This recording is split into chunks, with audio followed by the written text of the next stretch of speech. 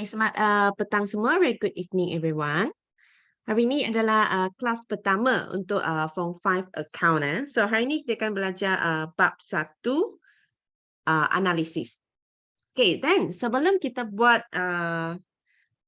kita bermula sini, cikgu nak tanya dulu kita Form 4 kita apa yang kita belajar dekat Form 4? What we learn in Form 4? Kita belajar macam mana kita buat account lah kan? So masih ingat tak? Dalam account kita ada sub bidang. Ingat sub bidang kan? So dalam sub bidang kita ada apa? Sub bidang kita ada perakaunan, kewangan, kita ada perakaunan, pengurusan. And then kita ada pengauditan. Dan kita ada percukaian. Kan? Okay, so Form 4 apa yang kita belajar? Form 4 kita belajar adalah APU dan PKK, correct? Dan APU PKK adalah kategori mana? APU PKK adalah kategori perakaunan kewangan. So, kita cuma sediakan APU. APU adalah untuk menunjukkan apa? APU menunjukkan kita punya untung bersih. Kita cari untung bersih kan? PKK pula? PKK adalah menunjukkan kedudukan kewangan bagi satu perniagaan. So ini dua adalah kita bagi kepada bos kan. We as an accountant, we do and we show to the boss. Tapi bos nampak sudah dan apa dia buat? Oh, okeylah saya ada untung lah. Oh, okeylah saya ada rugi lah. Macam tu ke? Tidak. Bos dia bukan nak tengok untung bersih dan kedudukan kewangan saja, tapi dia nak nampak kita punya planning. So, sebelum buat planning, kamu kena buat analisis dulu. Kan? Masih ingat simpan kira kita cuma rekod mah. Tapi kalau perakaunan kita ada rekod dan buat analisis kan? So, analisis, kenapa kita buat analisis? Supaya kita boleh buat perancangan. What it means apa? Akaun perdagangan dan untung rugi. Short form PKK tu penyata kedudukan kewangan. Okay, so kita buat analisis adalah supaya kita boleh rancang apa yang kita perlu buat untuk memperbaikan kita punya bisnes.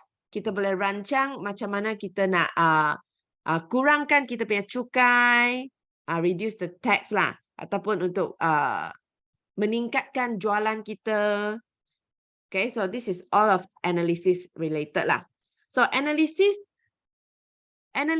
kita adalah berkaitan dengan analisis penyata kewangan. Penyata kewangan means APU dengan PKK lah. Akaun perdagangan untung rugi dan juga penyata kedudukan kewangan. So ini dua adalah sumber utama kita untuk buat analisis. Dan dengan tujuan dia adalah bantu pihak pengurusan untuk menilai prestasi.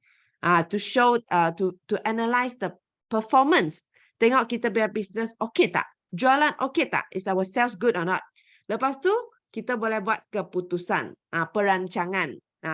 Nak buat, nak kurangkan ataupun nak meningkatkan diskaun ke, supaya orang beli banyak ke, macam tu. Then, kecuali pihak pengurusan means boss dan juga manager lah. So, kecuali bos dan manager nak buat perancangan, bank pun nak tengok analisis. Kenapa? Sebab bank nak tengok kita punya bisnes, okey tak? Cukup duit tak untuk bayar hutang? Cikgu tanya, saya bagi kamu dua orang. Orang A dan orang B. Orang A ini setiap hari, bukan setiap hari ya. Okey, saya cakap orang A ini adalah orang kaya, orang B ini adalah orang miskin. Kamu rasa bank akan pinjam duit bagi orang A ke orang B?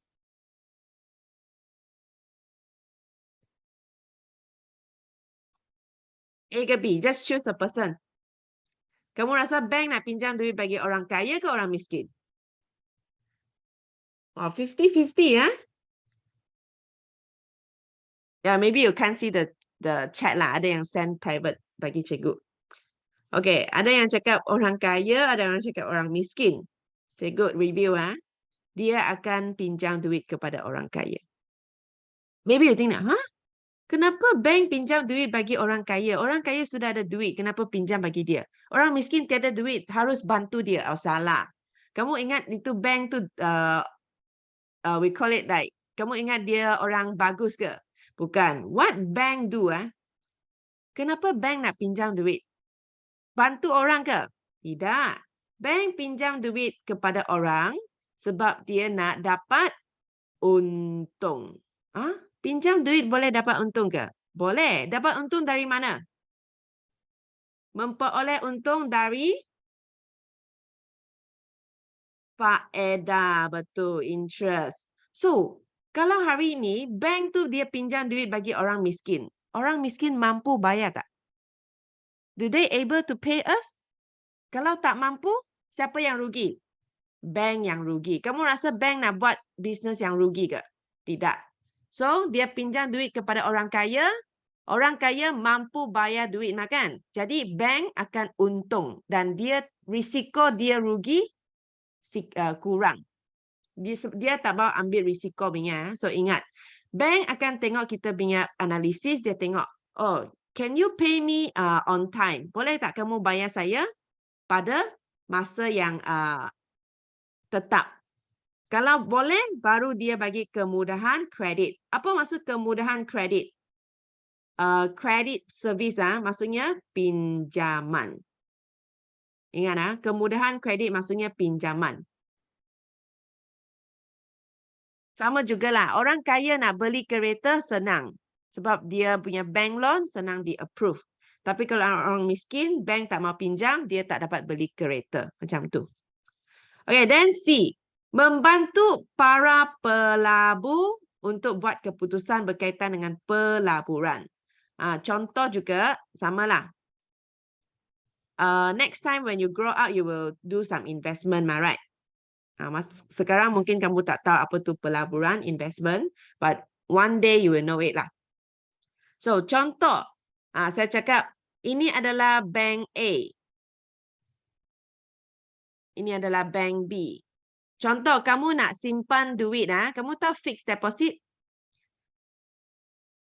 Do you know fixed deposit? Tahu simpanan tetap tak? Tahu kan? Okey, contoh hari ini, kamu ada RM 2,000. Kamu nak simpan duit. Sekarang ada bank A dengan bank B. Bank A cakap, saya boleh bagi kamu rate 3%. Bank B cakap, saya boleh bagi kamu rate 4%. So, kamu rasa kamu nak simpan 2,000 tu masuk dalam bank A ke bank B? Of course, bank B lah kan. Simpan dekat bank B, faedah banyak lah, 4%. Kamu dapat duit lagi banyak. Sama juga, dalam bisnes, contoh kamu ada 1 juta, 1 million. Sekarang kamu nak invest dalam KFC. KFC dengan McDonald. Dan KFC cakap, 1 tahun dia punya return adalah 2%. Dan McDonald cakap, dia punya return adalah 10%. So, kamu nak simpan duit dalam mana? KFC ke McDonald? Of course is McDonald. Sebab dia punya untung lebih tinggi. 10%. Saya masuk 100, saya dapat RM10. Macam itulah maksud dia. Okay? Nanti kamu akan kira ingat. So far understand right? Ada 3 orang nak tengok analisis. Satu adalah bos, satu adalah bank, satu adalah pelabur, investor. Okay, then kita tengok analisis ada berapa jenis. Sini saya bagi kamu satu jadual mind map. Ada 3 jenis. First, nisbah keberuntungan. Nama dia pun untung makan. Nampak? Untung. So, nisbah keberuntungan adalah untuk kira untung punya analisis. Kedua adalah nisbah kecairan. Kenapa ada cair punya? Sains ke? Teacher ask you, when you think of cair means what? Apa benda yang cair? Dalam sains lah. Ais Ais cair ke? Ais berpecah lah. Water, correct. Water. Then apa kaitan dengan water? Water can do what? Water can flow. Boleh mengalir kan? So dalam account, apa benda yang boleh mengalir macam air? Yes, you will think of cash flow. Cash flow. Dalam English selalu mereka cakap kan, cash flow is king. Pernah dengar tak? Cash flow is king. You have cash, you are king. Because you have a lot of money. Kalau kamu ada banyak rumah dengan banyak duit, mana satu lebih penting? Sebanyak duit lebih penting. Sebab kalau hari ini saya masuk hospital, admit hospital already, saya masuk hospital. And then tak ada duit loh. You don't have cash. Tak ada duit, tapi ada banyak rumah. Boleh ke you cakap, hospital, itu bill nanti dulu saya jual rumah dulu. Saya jual rumah, baru saya bayar. Boleh ke? Itu hospital tunggu kamu ke? Tidaklah. Mesti dia cakap, bayar cash, cash only. No, tak boleh tunggu-tunggu punya. Tak boleh drag. So, cash flow is king. So, nisbah kecairan adalah berkaitan dengan wang. About money. Flow. Okay? Wang ataupun bank ataupun tunai lah. Ataupun kamu boleh cakap aset semasa. Aset semasa kan cair juga. Flow mah. Senang untuk tukar duit. Okay, number 3. Nisbah kecekapan. Apa maksud kecekapan? Kecekapan adalah efficiency. If you don't know Malay, you read efficiency lah. So, yang first one semua percentage, yang second one nisbah. Boleh cakap macam tu. First one, nisbah keuntungan semua tu dalam peratusan banyak. Sebab senang untuk kita tengok. Nanti saya kira baru kamu faham lah. Nisbah kecairan semua dalam nisbah banyak. Okay. Sekarang kita pergi satu-satu boleh? One by one. First one. Nisbah keuntungan berkaitan dengan untung. Profit. So, kita ada 4 sini. Number 1 adalah peratus untung kasar atas kos jualan. So, kalau soalan dia bagi ini, senang. Sebab ikut formula, nampak tak? Peratus untung kasar atas kos jualan. So, untung kasar bahagi kos jualan darab 100%. Tapi kamu rasa exam dia terus bagi macam ni ke? Dia terang-terang cakap, cari peratus untung kasar atas kos jualan. Kadang-kadang dia keluar macam ni. Tapi kadang-kadang dia bagi kamu nama lain. Nama lain adalah tokokan. Okay, so kadang-kadang soalan tanya, sila cari tokokan. Dan kamu akan blur. Apa tu tokokan? So, kamu kena hafal, nampak KK tak? KK, tokokan. KK, untung kasar bahagi kos jualan, darab 100%. Exam ada bagi formula tak? Tidak ada. Semua perlu hafal. Jangan takut. Tak susah bingat. And this is the only thing you need to memorize lah. Dalam account kan, ini saja formula yang kamu kena hafal.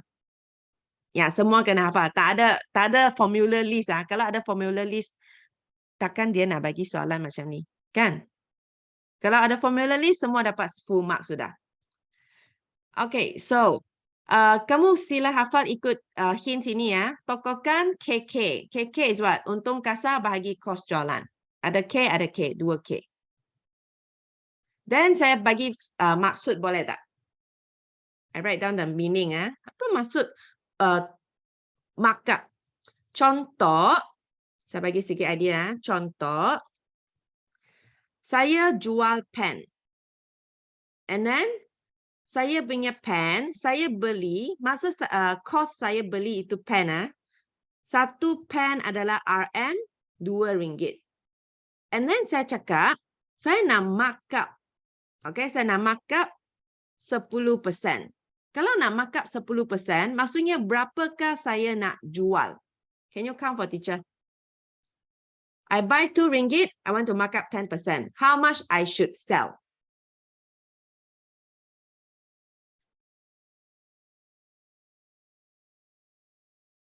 Okay, saya nampak sudah ada jawapan.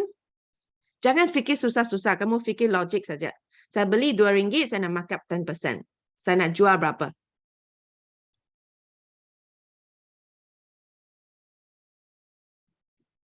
Satu saja dapat ke?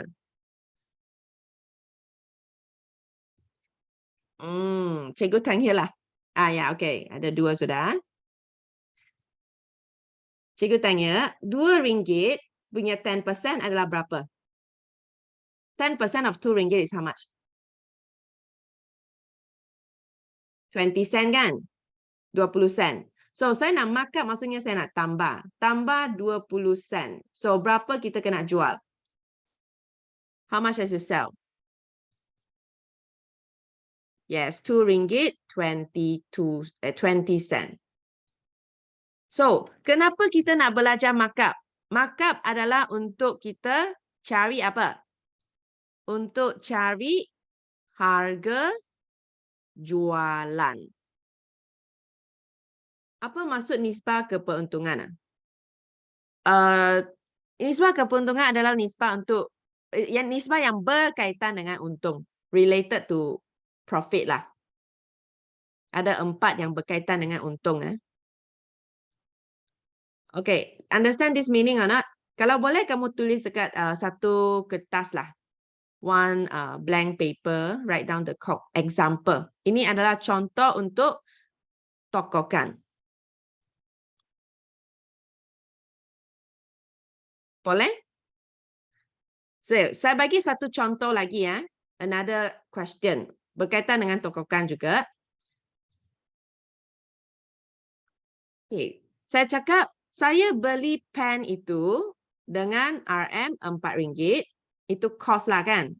Cost jualan saya RM4. And then sekarang saya cakap, harga jualan saya adalah RM RM4.80. Boleh tak kamu bagi tahu saya berapa saya sudah markup? Markup berapa persen sini?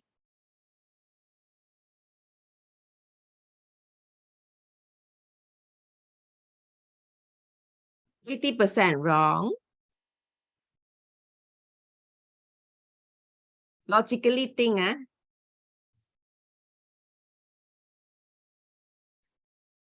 Okay, kamu fikirlah. RM4 saya jual RM4.80. 20%. Yes, okay. Sini saya sudah markup 80 sen. Betul tak? 80 sen adalah berapa persen daripada RM4? So, 80 sen bahagi RM4 darab 120%. So, sini saya bagi tahu 80% adalah untung kasar. Kan? Untung kasar 80%, kos saya RM4. Nampak? How much you earn over the cost times 100%. This is the percentage of how much you mark up. Berapa kamu tambah berdasarkan harga cost saya. Kamu pun boleh salin contoh ini untuk tokohkan. Ini saya reverse soalan lah. Saya tukar-tukar susun sikit itu soalan.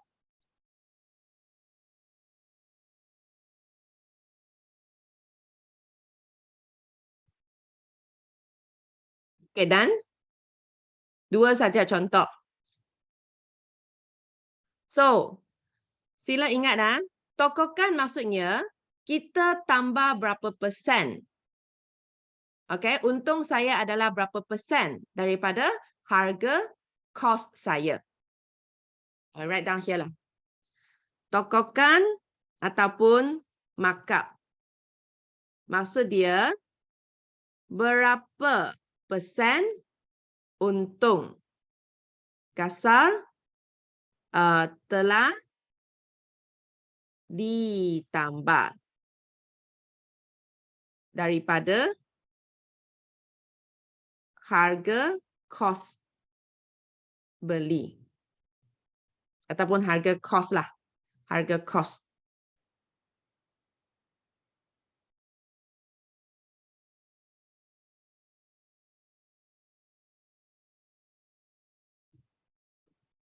Ditambah atas lah. Atas. Easy a bit. Okay. Next one, Peratus untung kasar atas jualan. Okay, ini kan, asalkan margin, nampak margin kan? Margin mesti adalah atas jualan punya. Mesti jualan bersih punya. Okay? So, kamu kena tengok soalan lah. Kalau dia cakap margin untung kasar, then maksudnya untung kasar atas jualan bersih. Kalau margin untung bersih, maksudnya untung bersih atas jualan bersih. Boleh? So, selalu kan G and J tu hampir sama kan? Dia punya suara. Margin, jualan. So, you remember lah. Oh, margin, jin, jualan, J. Like this. Can? Actually, you memorize this one enough already lah. Ingat, KK tu adalah KK sini. Then, okay, sudah. Okay, so margin untung kasar atas jualan bersih. Saya bagi sikit idea. Apa maksud sini? Adalah daripada harga saya jual, okay, daripada jualan yang saya terima itu, berapa persen saya untung? From the money I receive, how many percent is earning? Okay, daripada jualan yang didapati, yang diterima, berapa persen adalah untung kasar. Dan sama juga untuk margin untung bersih adalah daripada jualan bersih, jualan yang diterima, berapa persen adalah untung bersih.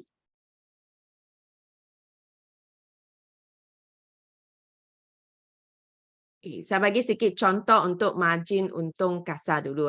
Give some idea lah. So, contoh. Saya cakap kita jual nasi ayam. Okay, saya jual nasi ayam.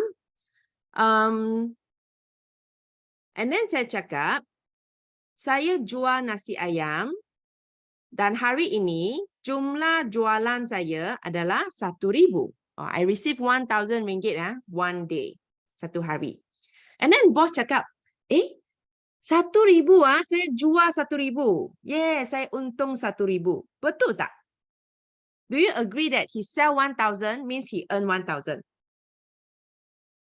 No, right? Dia jual 1,000, dalam 1,000 ada lagi cost mah. Betul? Still got cost. So, saya bagi tahu itu bos, saya cakap, oh bos, you punya margin untung kasar adalah 20%. Oh, so bos boleh kira tak dia punya untung kasar berapa? Dia jual 1,000, margin dia 20%. Maksudnya dia untung berapa? 200, betul. 1,000 times 20%. So, dah dapat 200. Maksud dia, oh, dengan tahu margin, itu bos perlu lagi buat APU dan PKK tak? Do you think he need to do a APU PKK first? Oh, saya kena kira dulu. Jumlah jualan bersih, tolak pulangan jualan. Lepas tu, inventory awal, tambah belian, tambah Audi, tolak inventory akhir. Lepas tu, dapat kos jualan. Lepas tu, jualan tolak kos jualan. Perlu dia buat macam ni baru tahu itu untung kasar ke? Tak perlu. Sebab dia sudah tahu, oh, saya punya margin 20% lah. Satu hari 1,000, untung 200. So, kalau saya cakap, oh, hari ini saya punya jualan, saya terima cash 4,000. So, maksudnya untung kasar saya berapa? Let's say lah, example. Saya jual, saya dapat 4,000. 20% margin, saya akan untung 800. Yes. So, why we need to know margin? So that the boss can know the earning very fast. Sangat cepat dia kira saja. Oh, 20%. Agak-agak dia boleh kira sudah. Tak perlu buat apa PKK. Faham? Understand, right? Faham, Okay. Dan sama jugalah dengan konsep untung bersih lah. Untung, by the way, saya nak kamu ingat untung bersih punya margin mesti kecil daripada untung kasar punya margin. Faham tak? Contoh, kalau saya cakap margin untung kasar adalah 20%. So, margin untung bersih mungkin tak saya cakap Oh, untung kasar 20%, untung bersih 40%. Possible or not? Kamu selalu buat apur kan dekat form 4. Kamu pernah nampak untung bersih tu nilai besar daripada untung kasar tak? Tidak pernah kan? Mesti untung bersih kecil daripada untung kasar. Maybe 15% or maybe 14% like this. Mesti kecil. Okay, ingat ni ya. Untung bersih mesti kecil daripada untung kasar. Okay, last one untuk keberuntungan adalah pulangan atas modal. Okay, pulangan atas modal ini adalah in English return on investment or return on capital. Selalu saya cakap return of investment ROI. Sebenarnya kamu belajar masa form 3 matematik. Apa maksud return on investment? Daripada duit modal, modal tu adalah duit yang saya masuk, saya labur dalam bisnes. Daripada duit yang saya labur, berapakah percentage saya dapat untung? Contoh, saya bagi contoh lagi. Ini adalah saya punya bisnes. My business. Saya masuk duit 10,000. I put in 10,000. And then tahun ini, selepas 1 tahun, saya dapat balik saya punya untung. Saya dapat balik 2,000. So, berapa persen saya dapat balik? 2,000 adalah berapa persen daripada 10,000 saya dapat? 20%, correct. Untung bersih bahagi modal awal darab 100%. So, saya dapat 20%. So, kamu fikir, 1 tahun saya dapat 20%. So, berapa tahun baru saya dapat balik 100%? How many years I can get back my money? Berapa tahun saya boleh dapat balik duit saya? 5 tahun, betul. 5 years. So, kenapa kita nak kira pulangan atas modal adalah saya nak tahu berapa cepat saya boleh dapat balik duit saya. How many years I can get back my money. So, maksudnya tahun pertama hingga tahun kelima, first year until 5th year, orang ini dia ada untung tak? Adakah dia dapat untung dari tahun pertama hingga tahun kelima? Tidak. Dia akan bermula untung tahun ke-6. Start from 6th year only he get earning. 1 to 5th year is only get back the money. Tahun pertama hingga tahun kelima kita hanya dapat pulangan atas modal, dapat duit daripada modal saja. Tapi belum lagi dapat semua duit modal, so saya tak untung apa-apa pun. Faham? Okay, then saya bagi satu contoh lagi ya. Saya cakap ini adalah beli rumah. So, saya beli rumah. Rumah ini saya beli dengan 200,000. 200,000. And then selepas 1 tahun, rumah itu kita jual dengan 300,000 sudah. Well, I sell with 300,000. I buy 200,000, I sell 300,000. How many percent I earn? Berapa persen pulangan atas modal saya? So, sini kamu fikir, saya sudah untung berapa? How much I earn already?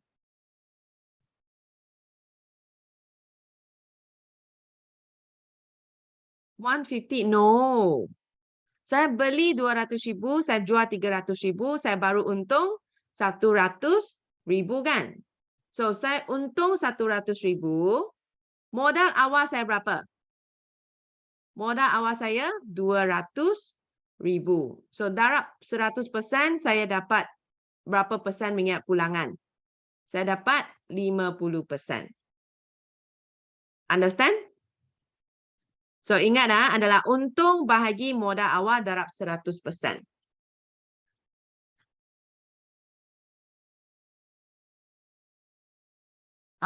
Perlu masa untuk hafal tak? Do you need to memorize?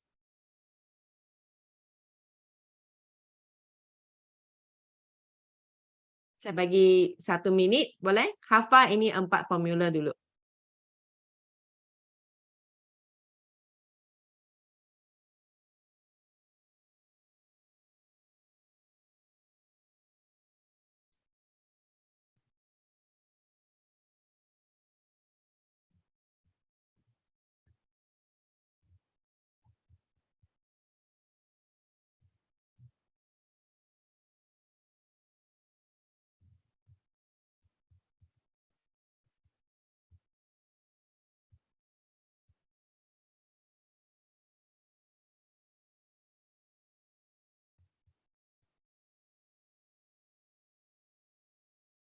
Okay, finish?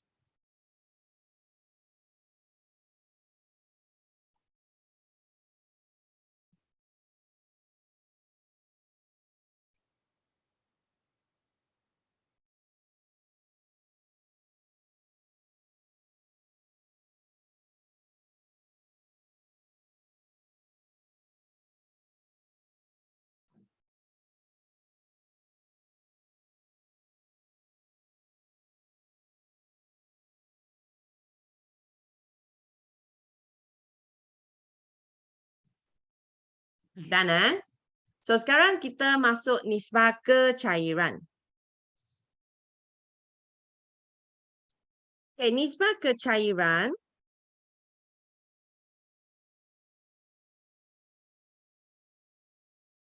Okay, nisbah kecairan ada berkaitan dengan cash makan.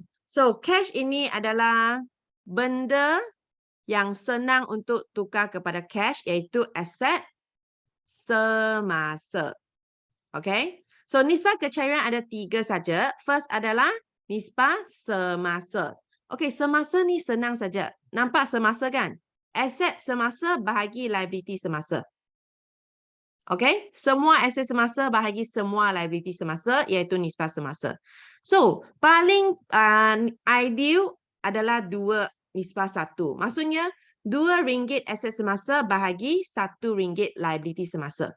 Kenapa perlu ada extra? Why need extra?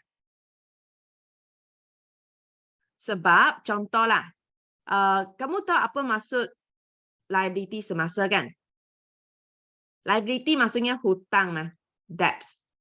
So, kalau saya ada RM2 aset semasa, RM1 punya hutang, lepas kita bayar sudah itu hutang, berapa duit saya tinggal? How much I left? I still left RM1. Right? Kalau saya cakap, saya nisbah satu nisbah 1. 1:1. Bagus ke tak bagus? Tak bagus. Kenapa? Sebab lepas kamu bayar RM1, kamu ada tinggal duit lagi tak? Do you still got money after you pay that RM1? You left RM0. So, kalau kosong duit ya, bolehkah kamu operate kamu punya business? You have no money already. You still can buy things or not? Boleh beli stock tak? Tak boleh beli stock. Boleh buat marketing tak? Tak boleh buat marketing sudah. Boleh bayar bil? Tak boleh. Tak ada duit. Faham?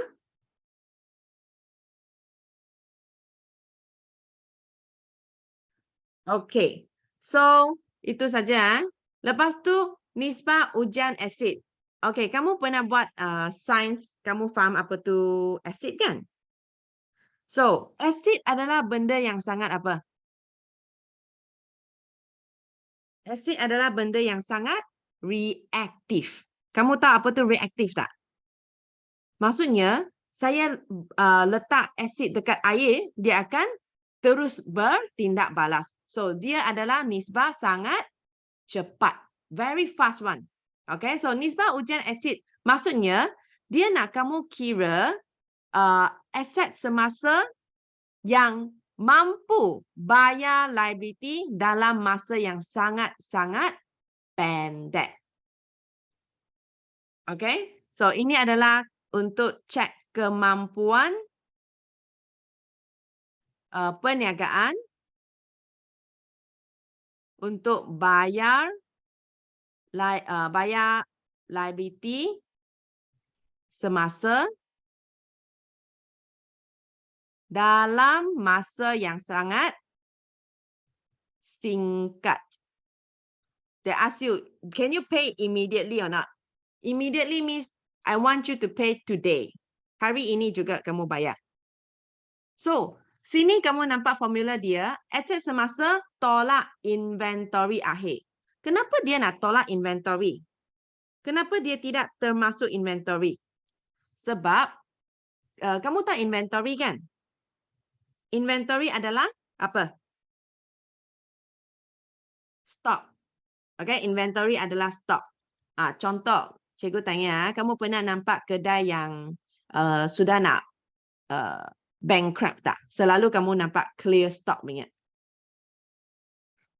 Pernah nampak kedai dia tulis, clear stock, everything 50%. Yes, right. So, kenapa dia nak clear stock? Sebab dia nak tukar itu stok jadi apa? Dia nak tukar itu stok jadi duit. Tapi, boleh tak saya suruh kamu clear you punya stok dalam satu hari? One day, finish, change all your stock to money. Impossible, right? Tak boleh tak mungkin kamu tukar stok dalam satu hari punya. That's why inventory adalah aset semasa yang tidak cepat untuk tukar duit. Dia tidak boleh guna untuk kira kemampuan bayar liability dalam masa yang pendek. Faham? So, in here you just no need to include inventory akhir. Tak payah termasuk punya. Okay, saya bagi sikit idea. Cek kamu pandai ke tak pandai sini. Saya bagi kamu bank 1,000. Saya bagi kamu tunai 2,000. Bank 10,000 lah. Bank 10,000, tunai 2,000. And then saya bagi inventory 4,000. Okay, liability semasa ABB saya bagi kamu 6,000. Okay. Same question soalan yang sama. Kita nak kira nisbah semasa. Okay, nisbah semasa. Nisbah semasa sama dengan apa? Aset semasa bahagi liability semasa kan? Tolong saya kira jumlah aset semasa ini berapa?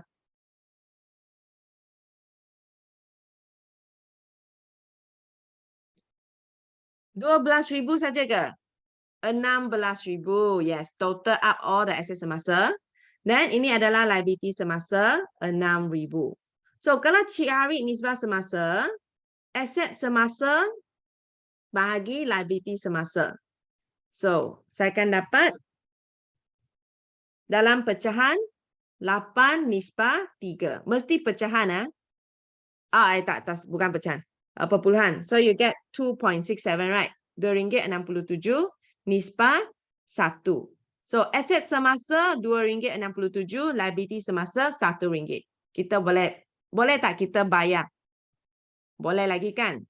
Still can pay the debts Okay, then sekarang saya nak cari nisbah ujian asid. Okay, nisbah ujian asid formula apa? Aset semasa kena tolak inventory akhir. So, aset semasa saya adalah 16,000. Inventory akhir saya berapa? Inventory akhir saya 4,000. Tolak 6,000. So, kira dapat 2 nisbah 1. Okay, sini saya nak kamu ingat selalu pelajar buat salah sini. Kamu tahu kenapa dia buat salah? I give the wrong example Selalu pelajar dia kira macam ni. Dia cakap, aset semasa itu tak boleh termasuk inventory. Then, dia buat macam ni. Bank tambah tunai, 10,000 tambah 2,000. And then saya ingat formula kena tolak inventory lah. So, saya tolak lagi 4,000. Ini yang selalu dia buat salah. Kamu nampak apa salah tak? What the mistake they do? Sudahlah dia tidak kira inventory. dia tolak lagi satu kali inventory. Adakah ini maksud dia? Bukan. Maksud dia, ini sudah kamu hanya perlu kira bank dengan tunai, jangan tolak inventory. Kalau kamu cari jumlah termasuk inventory, then baru perlu tolak inventory. Untuk cari bank dan tunai saja. Faham? Don't do this mistake ya. Jangan sudah tak kira inventory dan kamu tolak lagi sekali. Don't double. 2 kali kamu tolak. Okay, then nisbah ujian mampu. Nisbah ujian mampu ini terbalik. Atas liability, bawah aset. Tapi kali ini adalah jumlah. So, nisbah ujian mampu ini adalah kemampuan perniagaan untuk bayar semua liability. Okay, dengan aset. Dengan semua aset yang dia ada. Tapi formula terbaliklah. Jumlah liability bagi jumlah aset. Cikgu tanya, kamu rasa 1 nisbah 2 okey tak? 1 nisbah 2. Good or not good? Okey, sebab liability RM1, aset RM2. Kan? So, dia terbaliklah. Ini sebab aset dulu baru liability. So, RM2 aset, RM1 liability. Tapi ini mesti aset yang banyak, betul. Asset must be more than liability ya, always. Asset more than liability, good. Asset less than liability, not good. That's it. Okay, hafal formula dulu.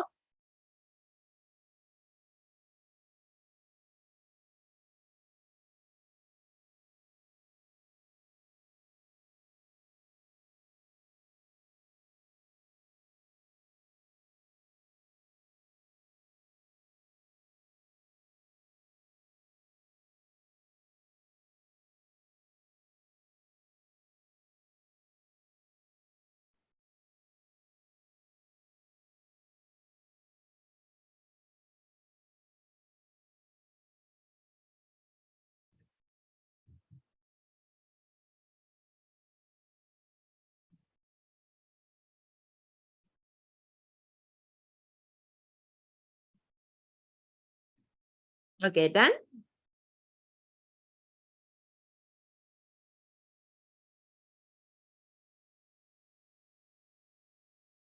Ini senang sikit kan? This one is easier.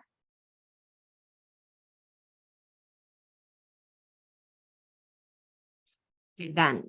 Sekarang kita pergi nisbah kecekapan. So, kecekapan adalah berkaitan dengan cekap. How efficient is the business? Cekap tak dia? So, saya terang itu kadar pusing ganti inventory. Kadar pusing ganti inventory adalah berapa kali perniagaan tukar kita punya stok dalam setahun atau dalam satu tempoh perakaunan. 1 year or maybe half year lah, depends lah. Dalam satu tempoh perakaunan. Okay, cikgu tanya. This one is related to chicken. Contoh, kita ada 2 kedai sini. Kamu tahu gerai kan? Gerai yang jual ayam. Ini gerai A, ini gerai B. So, satu hari kamu pergi pasar. Kamu nak beli ayam kan? Kamu pergi kedai A, kamu tanya, itu ayam fresh ke? And then kedai A cakap, fresh. And then you cakap, berapa kali kamu beli itu ayam dalam satu tahun saya cakap. 1 year. 1 year, how many times you buy the chicken? Dan then itu kedai A cakap, saya beli banyak kali tau. Saya beli 12 kali dalam satu tahun. 1 year I buy 12 times only. And then kamu pergi kedai B, you tanya dia, kedai B, you punya ayam fresh ke? Kedai B cakap, fresh. Saya beli banyak kali tau. And then kamu cakap, berapa kali? Dia cakap, oh saya beli 365 kali 1 tahun. Apa maksud sini ya? Siapa punya lagi fresh kamu rasa? Siapa punya ayam tu lebih segar? B. Yes, why B ya? A itu maksud dia apa? 1 tahun dia beli 12 kali itu ayam. Maksudnya ayam dia simpan berapa lama? Berapa lama dia simpan itu ayam? 1 bulan. 1 bulan baru dia jual itu ayam and then dia tambah 1 ayam lagi. Then kedai B maksudnya berapa kali dia tukar itu ayam? Berapa kali dia berapa lama itu ayam dia simpan? 1 hari saja. One day he buy a new chicken already. Every day he change a new chicken. So, you nak beli dengan A tak? 1 bulan baru dia tukar itu ayam. Mesti sudah busuk lah kan? So, A, tak boleh. So, sini ya, apa maksud? Kadar pusing ganti inventory ini, semakin tinggi nilai dia, maksudnya apa? Semakin tinggi, semakin fresh. Semakin tinggi, semakin fresh dia punya stok. So, macam mana kita kira? Kadar pusing ganti inventory formula ada 2 benda. First adalah kos jualan bahagi inventory purata. Dan inventory purata adalah inventory awal tambah inventory akhir bahagi 2. Okay, ini ada special sikit lah.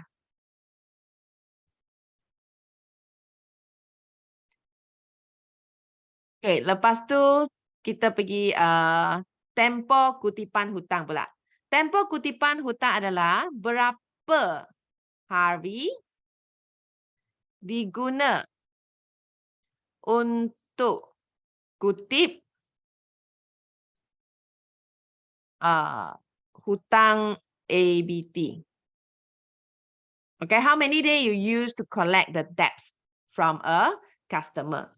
So, sama juga saya cakap, kamu let's say lah, kamu ada 2 pekerja. You got 2 staff. So, ini staff Ali, ini staff Abu. So, you suruh Ali dengan Abu, tolong kamu pergi kutip hutang lah. Kamu tahu lah kan, selalu customer tu, jangan cakap customer lah. Kamu pernah pinjam duit kepada orang lain tak? Have you give lend people money? Ada kan? Then kamu rasa tak? Kamu pinjam bagi dia, kamu nak suruh dia bayar balik susah tau. You give people money, it's very difficult to ask them to pay it. They will say, tomorrow lah. Esok. Next week ada duit. And then next week. 1 tahun sudah belum lagi bayar saya duit. Kan? So, susah kita nak kutip, saya suruh Ali Abu, tolong saya kutip. And then Ali ini, dia cakap, dia kutip 30 hari dia dapat kutip itu hutang sudah. Abu pula, dia perlu kutip 100 hari. 100 day only he get back the money. So, kamu rasa siapa lebih cakap? Ali cakap ke Abu cakap? Ali cakap. So, kalau Ali lebih cakap, then kamu boleh pecat Abu sudah. You say, Abu, you're not suitable for this job already. Ali lebih cakap. Macam tu lah. So, sama juga untuk bisnes. Siapa punya tempoh kutipan semakin rendah, semakin pendek dia punya tempoh, semakin cekap.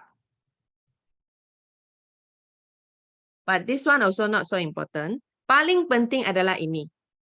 Kenapa saya cakap ini paling penting? Ini bagi siapa tengok tahu tak? Ini bagi bank tengok. For the bank. Sebab bank nak tengok berapa hari diguna untuk kita bayar hutang. How many days we use to pay the debts? So, sama juga saya cakap untuk company, contohlah itu bank cakap, saya ada duit 1 juta. Okay, saya akan pinjam duit 1 juta ini bagi satu company.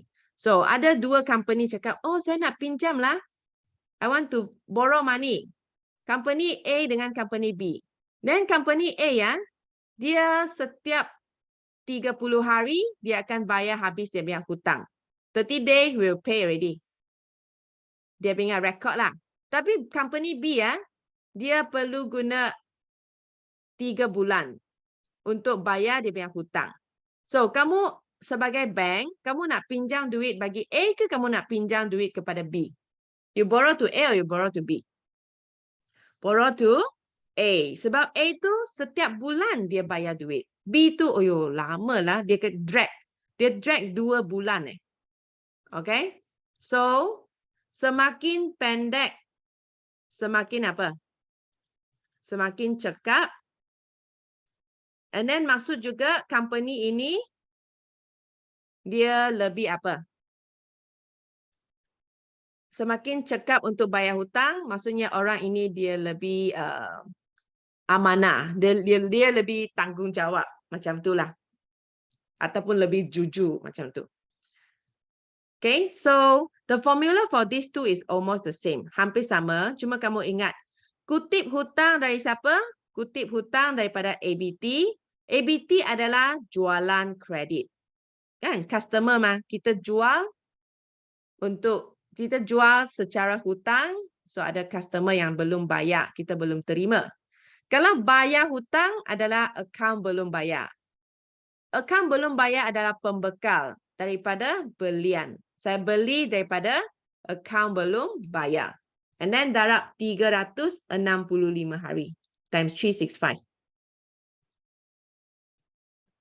Okay, 1 minit sila hafal formula.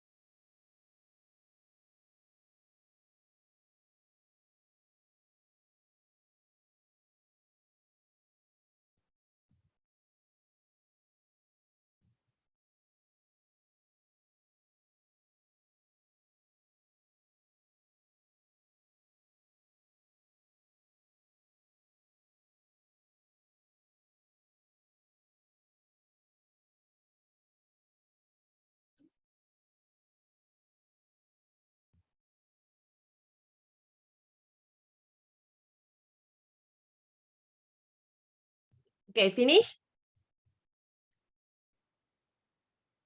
Kita pergi soalan. Let's go to the question.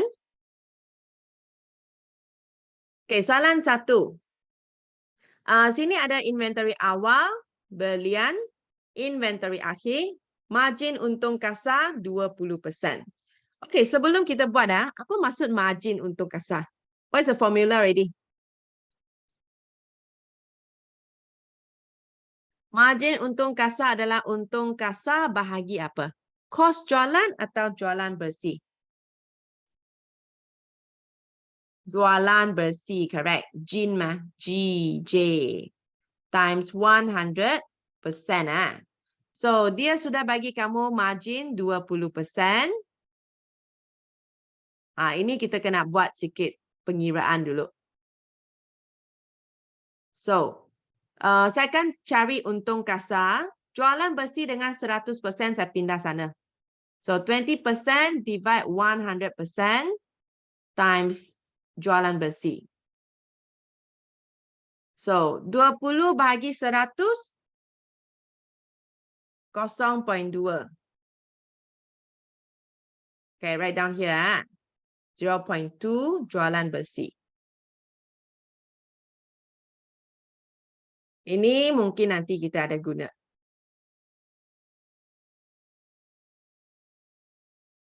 Yeah, this one like maths.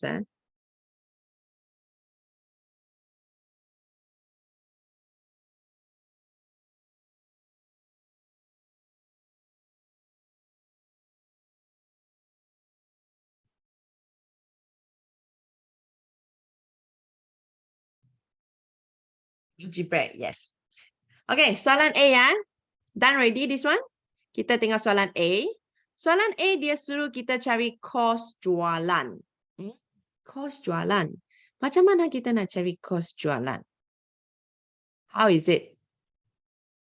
Kos jualan punya formula apa?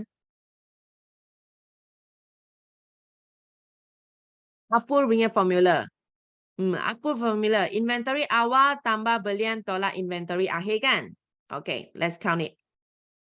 Inventory awal tambah belian tolak inventory akhir. Inventory awal adalah 2450, belian 28220, inventory akhir 2930. Okay, kira?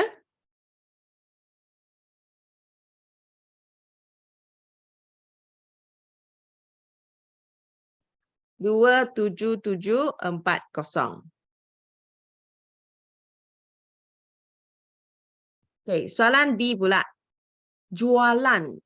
Macam mana cari jualan?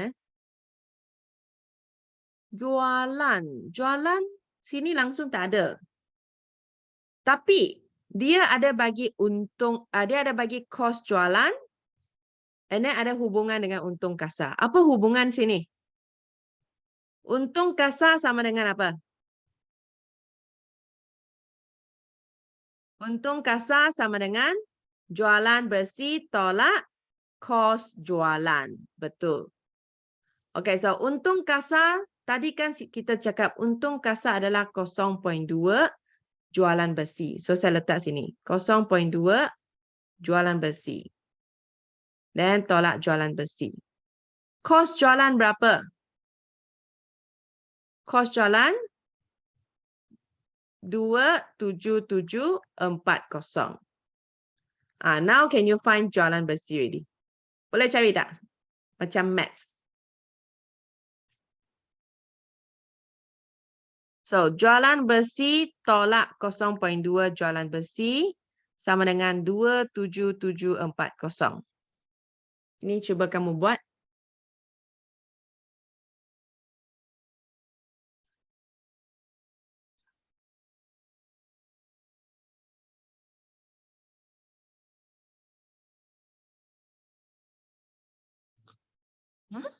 What is 0.2 jualan bersih? Untung kasar. Tadi kan kita kira sini. Untung kasar adalah 0.2 jualan bersih. Jualan bersih, kamu anggap itu jualan bersih itu X lah. Macam X tolak 0.2 X macam tu. Okey lah. 1 tolak 0.2 maksudnya berapa? 1 minus 0.2 is 0.8 lah. 0.8 jualan bersih. Then saya nak cari 1 jualan bersih kan. So bahagi 27740 over 0.8. So jualan bersih saya akan dapat 34675. 34675.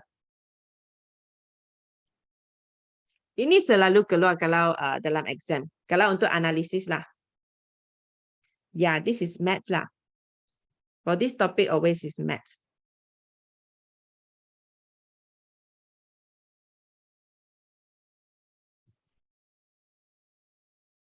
Tapi untuk soalan macam ni kan, kamu cuma untuk soalan special saja macam ni kan, memang dia standard lah.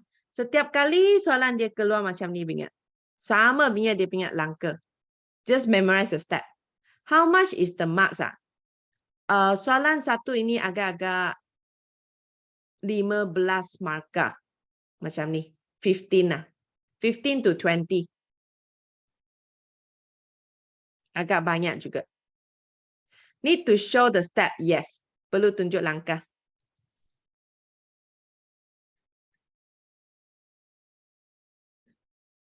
Okay, soalan C. Untung kasar. Macam mana cari untung kasar pula? Okay, tadi kan kita sudah cari untung kasar adalah 0.2 daripada jualan bersih. Dan jualan bersih berapa pula? Jualan bersih pun kita sudah dapat tadi.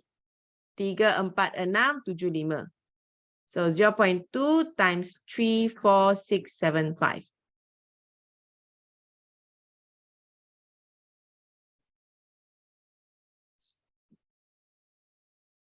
So kita dapat 6935. Kalau ambil jualan besi tolak kos jualan boleh tak? Boleh, sama ingat. Kamu guna jualan besi tolak ini, dapat jawapan sama.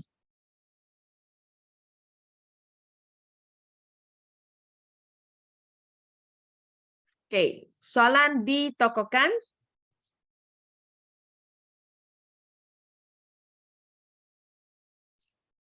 RM, ya sebenarnya kalau exam semua ini kena letak RM. All of this. Semua ini kena letak RM. Exam lah, sini kita tak buat dulu Nanti blur. Okey, tokohkan formula apa? KK kan? Apa K bahagi apa K Untung kasar bahagi kos jualan. Darab 100%. KK. Okay, untung kasar 6935. Kos jualan 27740. Darab 100%.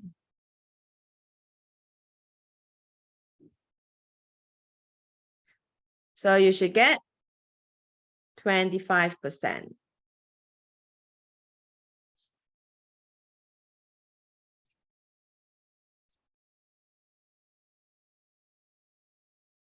Kalau ada decimal, ambil sajalah itu decimal.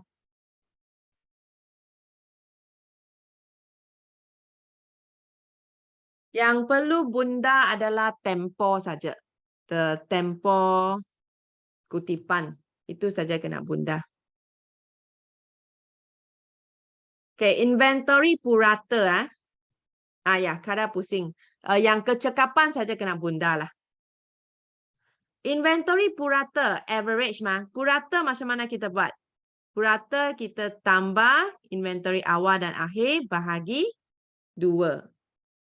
So, yang awal tambah yang akhir bahagi 2.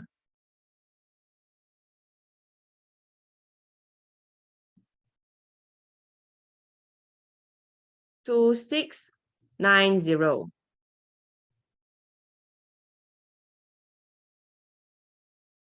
Dan cara pusing ganti stok. Okay, dalam sekarang punya syllabus adalah cara pusing ganti inventory So, saya letak KBGI. Formula adalah kos jualan bahagi inventory purata. Kos jualan berapa? Kos jualan 27740. Inventory purata 2690. Sini kamu tak payah tukar itu hari ingat. Just find how many times they change. Buat kali saja.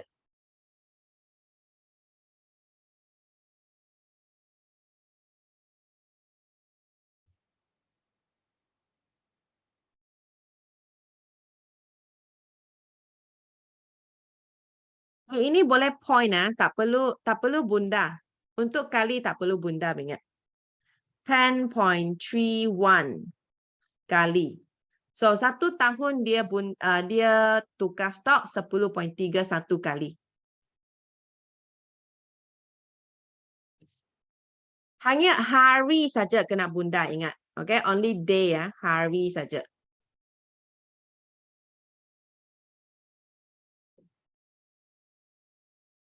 Kalau dia suruh cari hari lah, tapi dia tak suruh Okey, saya bagi sikit extra soalan. Macam mana kalau kita nak tukar ini kepada hari?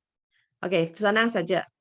Ini adalah maksudnya dalam 365 hari kita punya kita stok 10.31 kali. So kamu kena kira 1 kali berapa hari? So guna 365 bahagi 10.31. Okay, ini cara kamu kira lah. 365 over kekali. So, 35 hari betul. 35 days lah. 35 hari kamu beli stok satu kali. 35 days you restock one time.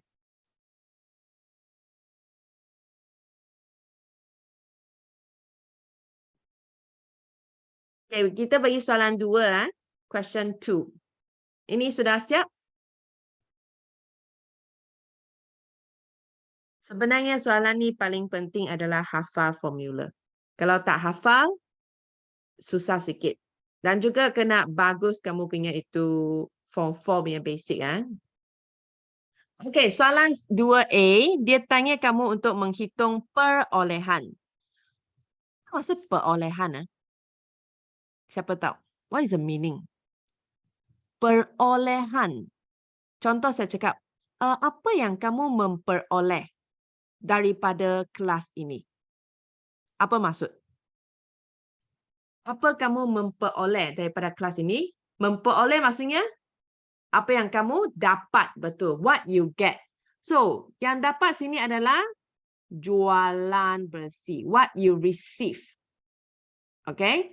So, jualan bersih, perolehan, formula apa?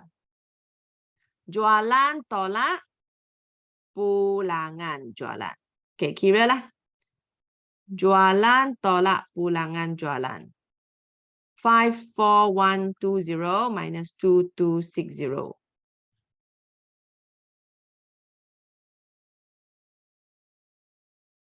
51860. Di sini saya tak tulis RM, tapi exam kamu sendiri tulis. Okay, dan lepas tu macam mana cari kos jualan pula? Kos jualan kan dia bagi belian inventory awal, inventory akhir. Cuba kamu kira sendiri.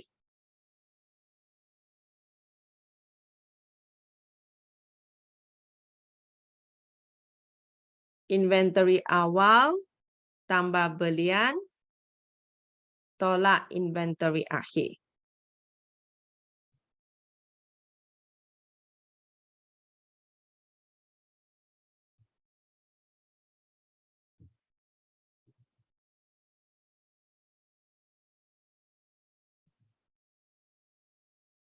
Berapa?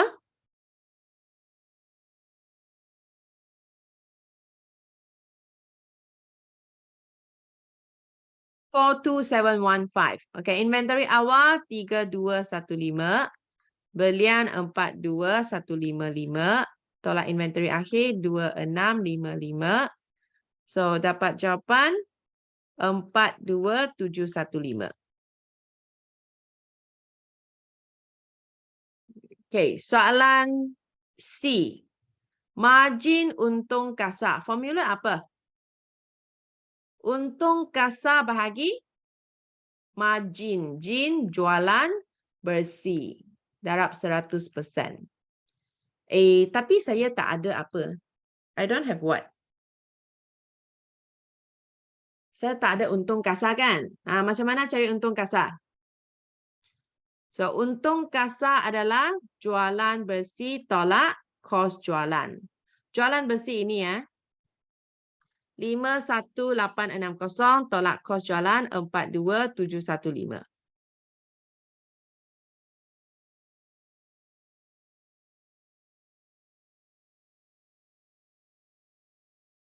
Ya, perlu kira. Perlu tunjuk. 9145. So, untung kasar 9145, jualan bersih 51860.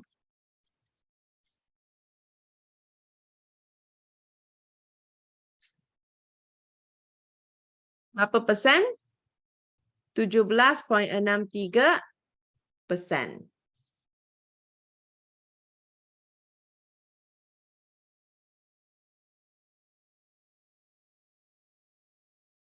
Okay, tokokan. Apakah formula tokokan?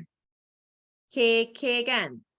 KK. Untung kasar bahagi kos jualan. Darab 100%. Okay, ini kamu kira sendiri.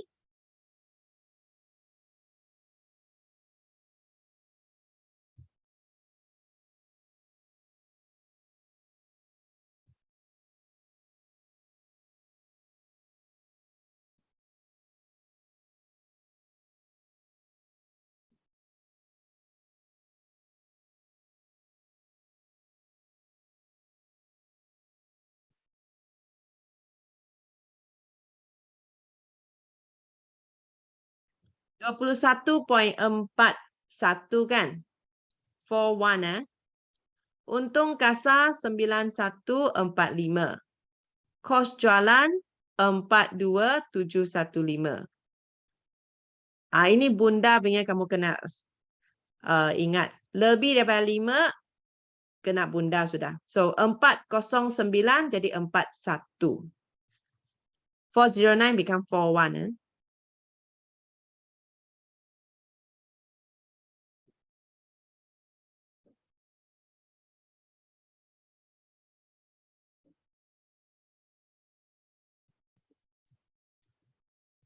Dua tempat puluhan. 2 decimal places. Okay, soalan E. Soalan E adalah kadar pusing ganti inventory. Sebelum kamu kira kadar pusing ganti inventory, kena kira apa dulu? Mesti kamu kira inventory purata dulu. Inventory purata adalah inventory awal tambah inventory akhir bahagi 2.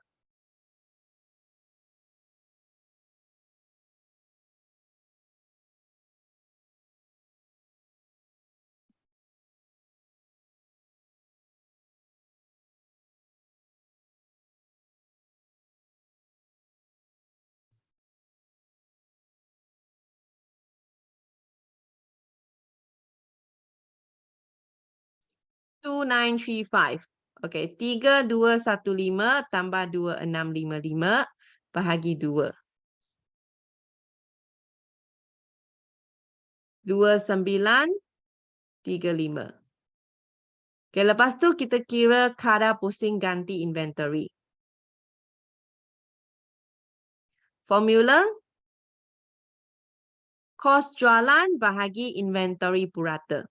Ya, kali saja, tak perlu kira hari. Kos jualan bahagi inventory purata.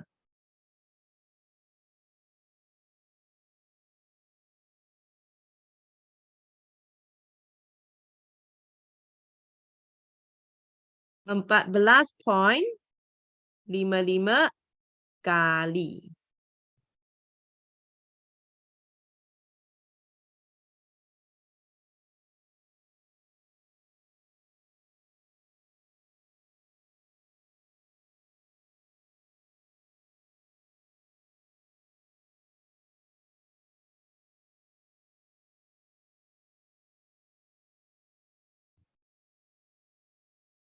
Okay, done?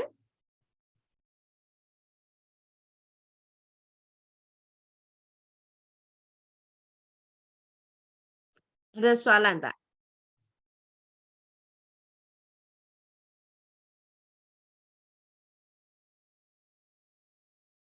So far, no, Okay.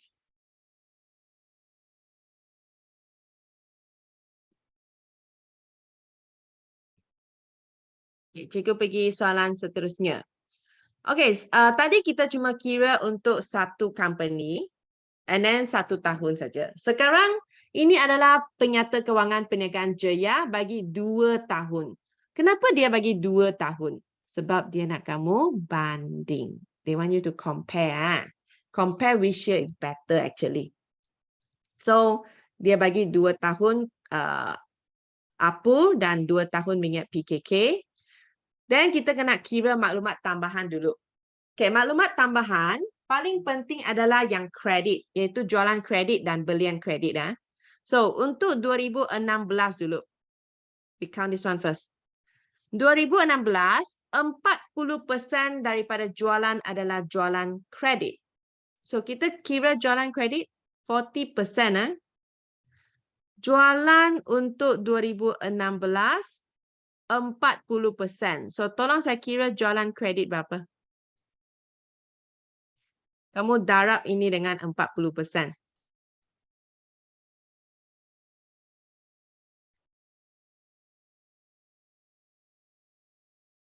26,000. Correct. 26,000 letak sini. And then dia cakap 55% adalah belian kredit. Okay, 55% belian dekat sini. So darab 55%.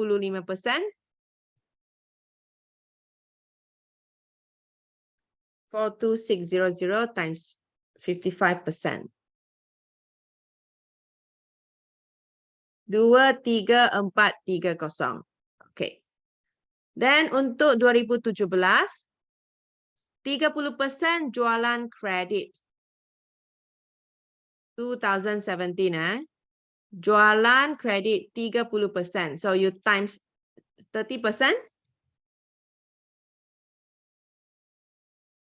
Jualan kredit untuk tahun ini 23400. Dan untuk belian 60% adalah belian kredit. 2017 belian ini 60% maksudnya berapa?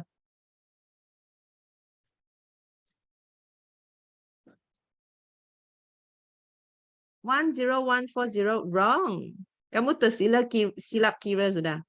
Belian tu 50,000 leh. 30,000 correct.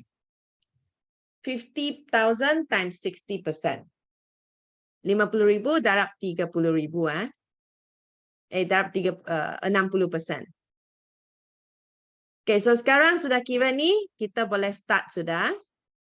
Dia suruh kamu kira untung kasar atas kos jualan, untung kasar atas jualan, untung bersih atas jualan. Saya sudah bagi kamu jadual, jangan takut, follow the table. Oh, silap tekan. Okay. Okay, so untung kasar atas jualan, formula apa? Untung kasar atas kos jualan darab 100%.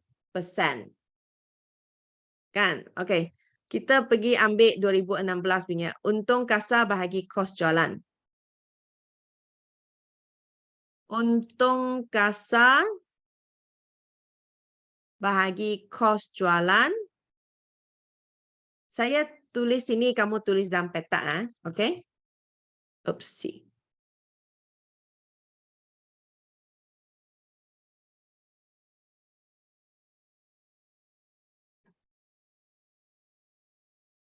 Okay, for 2016 lah.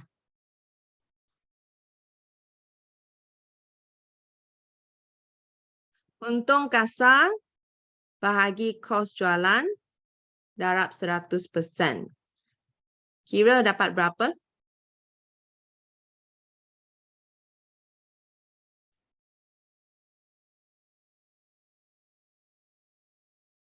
$32.3 salah. 32.38.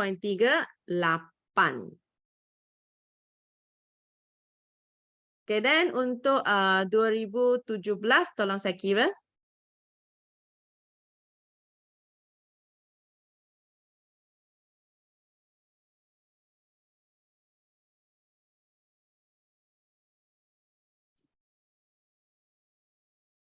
Untung kasar bagi kos jualan.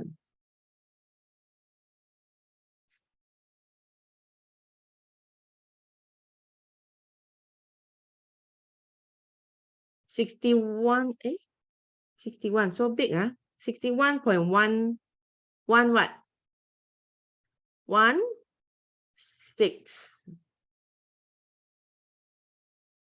Okay. I move to the box first. Kamu tulis dekat sini ya. So siapa yang lagi bagus? Who is better? Which year is better? Tahun apa yang bagus? 2016 or 17? 17 ini bagus. Okay, dan kedua, untung kasar atas jualan. So, untung kasar atas jualan besi 100%.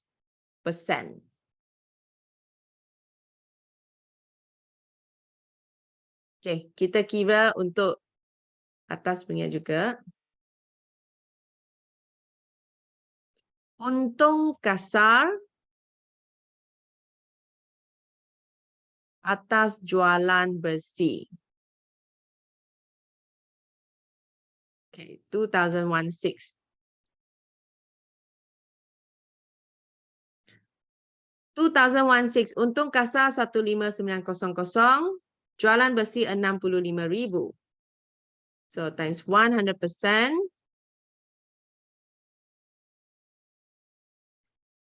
24.46. Okay, 2017 kamu kira.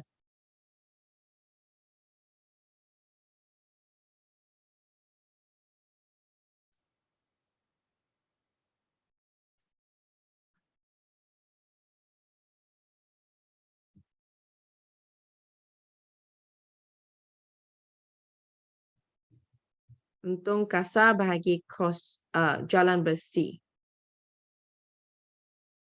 Times 100%. 37.95%. Okay.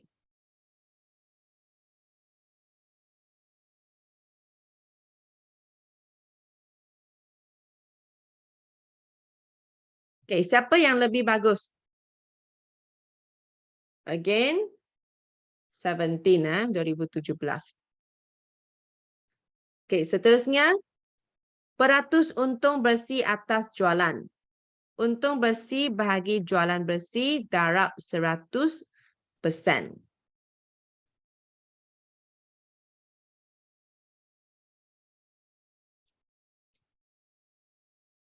Untung bersih bahagi jualan bersih.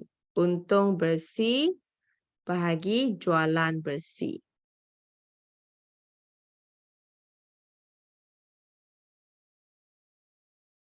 Okay, cari untuk 2016. 146, so big amount. Besar juga.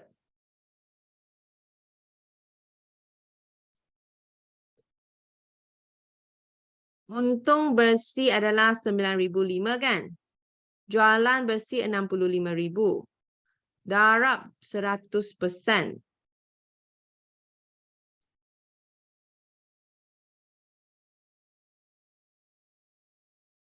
14.62%. Tak mungkin lebih daripada 100 punya. Impossible more than 100. Okay, 2017 kamu kira.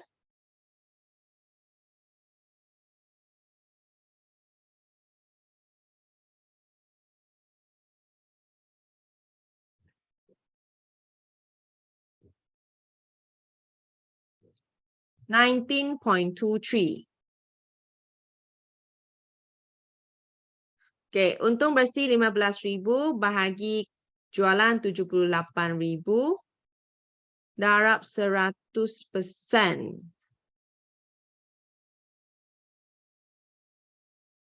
19.23%. How can bundar? Maksud kamu macam mana bundar ke? Asalkan lebih daripada macam inilah 14.615 mah. So 5 kan boleh tambah 1 sudah. 5 ke atas kena tambah 1 sudah. So 62 lah. Dan macam ini 19.230 mah. Kosong tak bundar. Tak bundar apa-apa. So 23 saja.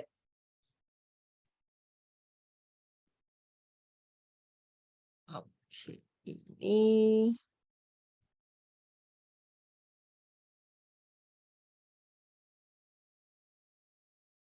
so sama juga 2017 lebih bagus. Okay, pulangan atas modal formula apa?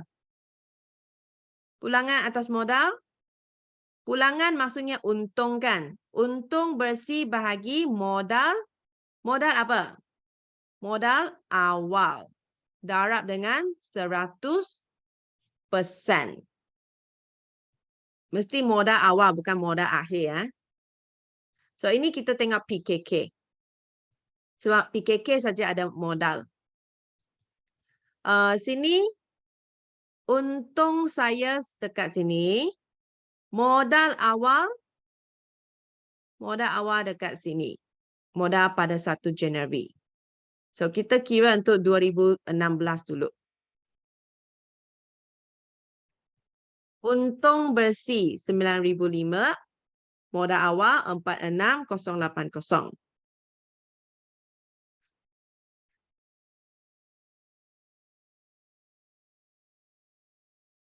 $20.62. Okay, kamu kira 2017?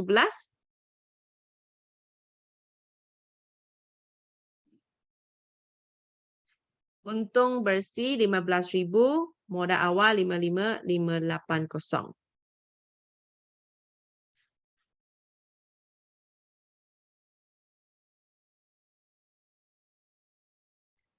$26.99%.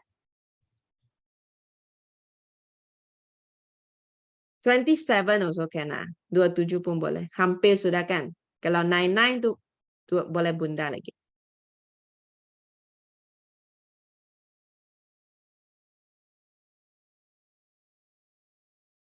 Okay, then mana satu lagi bagus? Semakin tinggi, semakin bagus kan? Untuk nisbah keuntungan, semakin tinggi, semakin bagus. Okay, next one. Sekarang kita masuk nisbah kecairan. Nisbah kecairan, nisbah semasa adalah aset semasa bahagi liability semasa. Tak perlu darab sebab dia nisbah. Bukan peratus. Okay. So, kamu nampak tak jumlah aset semasa? Untuk 2016 nampak jumlah aset semasa berapa?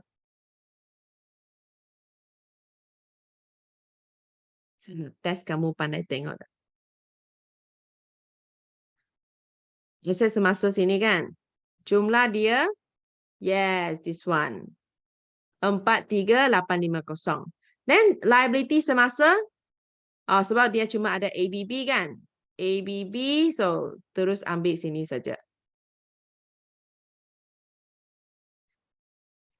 Okay, aset semasa 43,850, liability semasa 8770.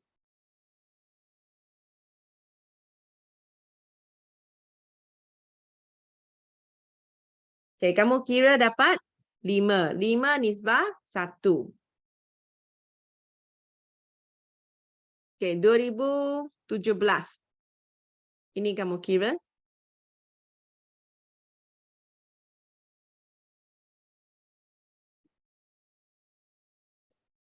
2 saja. 5.63. Okay. So, aset semasa 51,780. Liability semasa 9,002. So, dapat 5.63.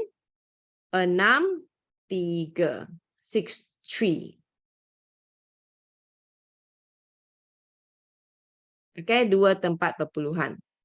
Dan nisbah 1. Mesti tulis nisbah 1.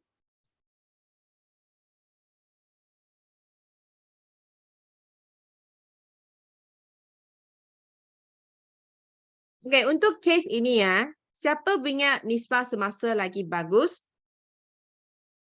Ataupun siapa lebih mampu untuk bayar? 2017 kan? Tapi kan, boleh juga saya cakap 2016 lagi bagus. Why? Okay, 2017 dia lebih mampu. Tetapi, adakah dia mendekati ideal? Ideal tu berapa? Ideal 2 nisbah 1. 2:1, right? So, kalau ini 5.63, terlalu banyak tu tak bagus. Kenapa? Why is too big is not good? Maksud dia, lepas dia bayar itu duit, dia masih ada RM4.63. Dia ada terlalu banyak duit untuk disimpan. Cikgu tanya, bisnes tu kamu nak simpan duit ke kamu nak dapat untung? You do business is for earning or for saving? Earning, right? Untuk dapat untung mah. Then kamu simpan itu duit untuk apa? So, terlalu banyak tu tak bagus ah. Walaupun dia lebih mampu lah, tapi terlalu banyak tak bagus. Okay, then keenam. Saya buat lagi ini 2 dan kita stop ah. Sebab masa sudah sampai. Okay, nisbah ujian asid. Nisbah ujian asid adalah aset semasa tapi tidak termasuk inventory akhir. Bahagi liability semasa. So, saya cuma ambil ni. Ya, I take this one again. Nanti saya nak tolak itu inventory akhir. Inventory akhir dekat PKK pun adalah.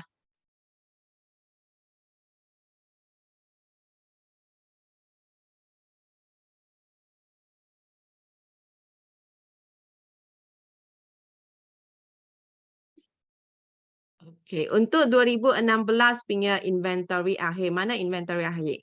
Sini inventory akhir kan? So, 2016, saya tolak 16250. Okay, dan kira.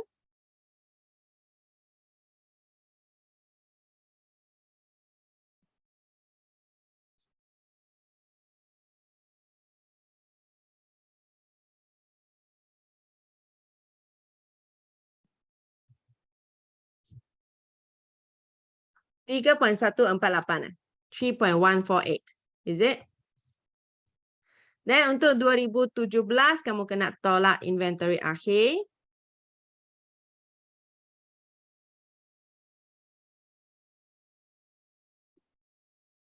$3.617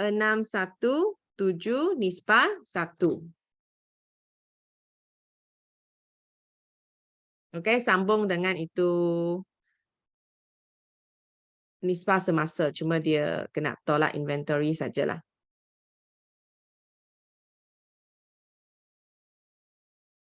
Okay, nisbah. Kenapa ada nisbah ujian asid 2 kali ya? Oh, ini bukan nisbah ujian asid. Ini nisbah apa? Nisbah mampu. Nisbah mampu adalah jumlah liability bahagi jumlah aset. Oh, ini lebih mampu jugalah. Correct. Kalau banding kemampuan.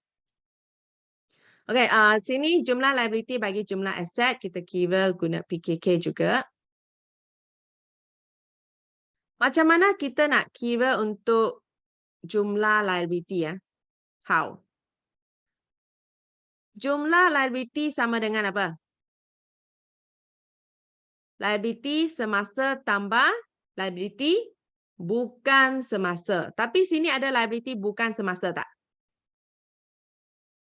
Tak ada kan? Kita hanya ada liability semasa saja. So, kita ambil liability semasa sebagai jumlah liability. Dan macam mana kita kira jumlah aset? Jumlah aset adalah jumlah aset bukan semasa tambah aset semasa. So, aset bukan semasa tambah aset semasa. Asing ah. Saya takut kamu blur. Okay, 2016 punya. Jumlah liability 8770. Jumlah aset 20500 tambah 43850.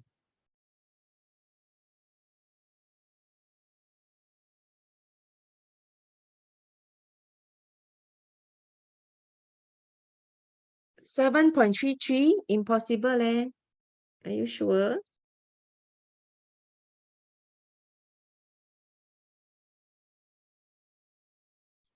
Saya dapat 0.1314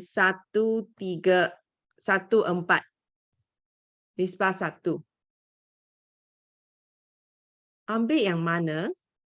Saya ambil jumlah, ini jumlah liability mah. So, sini liability hanya ada satu saja, iaitu liability semasa. Dan jumlah aset adalah aset bukan semasa tambah aset semasa. Aset bukan semasa tambah aset semasa. Okay? Okay, cuba kamu kira 2017 sendiri.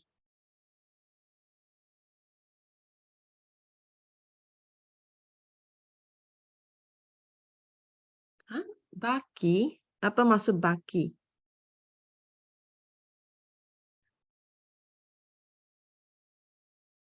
Mana ada baki?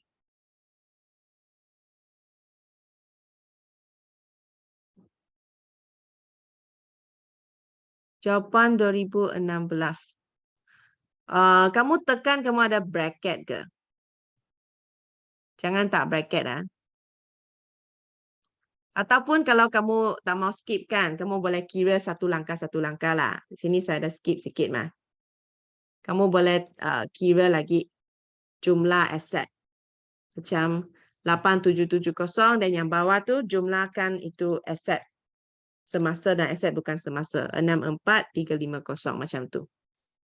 Baru kamu bahagi. So 2017 liability 9,002. Aset bukan semasa tambah aset semasa. Kamu boleh kira lagi jumlah aset semasa berapa? 28,51780. 79780. Baru kamu bahagi. Kalau tak pandai terus kira, kamu boleh guna cara ini. Jawapan 1, 2. Faham?